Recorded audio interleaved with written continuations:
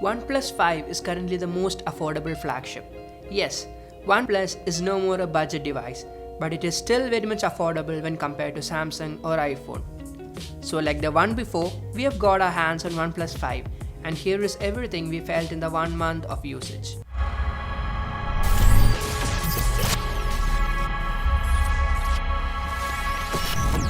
Now, most people might argue on the display part. Yes, the display is 1080p, but it is still excellent.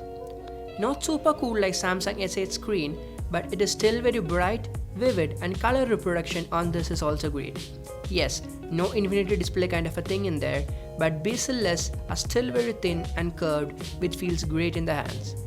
The phone is damn premium and feels so right in the hands. Yes, the phone does resemble the iPhone 7 Plus from the back, but I don't see anything negative in that. I have never been a fan of big phones, and this phone didn't change that fact. But the phone is pretty thin at 7.3mm, which does compensate the size part. The edges and the sides also have the curves which provide extra grip and premium feels to the hand. The back, on the contrary, is slippery, so a skin or case is recommended. In my personal opinion, after using this phone for a month, the camera on this device is great and more than you can expect. Not going into technicality, the primary camera of 16MP takes great shots.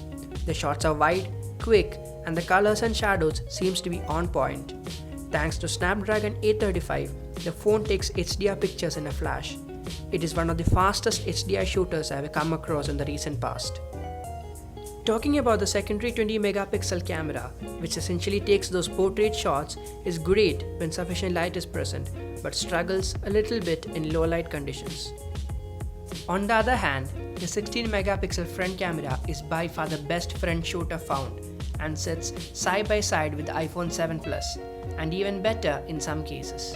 Coming with Snapdragon 835 and overkill RAM, you obviously don't expect the device to get slow anytime. And the device stays at its best every time too. The phone runs on near Android experience too. So the apps load fast and even switching between heavy apps is not a problem. And the device handles that part well, thanks to the chip. Now, besides being almost stock Android, the phone does come up with some tweaks which we have already seen in 3 and 3T. Like switching between the on-screen and off-screen keys, the adaptive display gesture control from the lock screen to launch a particular app, split screen to run multiple apps at the same time. All these inside things makes the experience a little better and entertaining. Also, the alert slider is helpful too, and it has just become a habit to play around with it. On the gaming part, the phone handles everything in the best manner, as expected from Snapdragon 835 and Adreno 540. Until now, I haven't seen any heating even after long hours of gaming.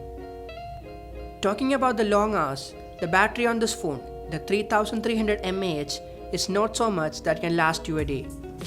4A dash charging does help the case by giving you a quick charge. Even half an hour of charge can last you a day with low usage, but the display and the high-end processor will need some power to run. And yes, 3300 mAh is less, but it is again compensated by dash charging. Concluding everything, if you want a flagship device and don't want to spend so much, then this is the best device you can get. Also, the buying links from GearBest will be available in the description, and be sure to check that out. So that is it for this video. I will see you in the next one. Till then, subscribe to us for more tech updates.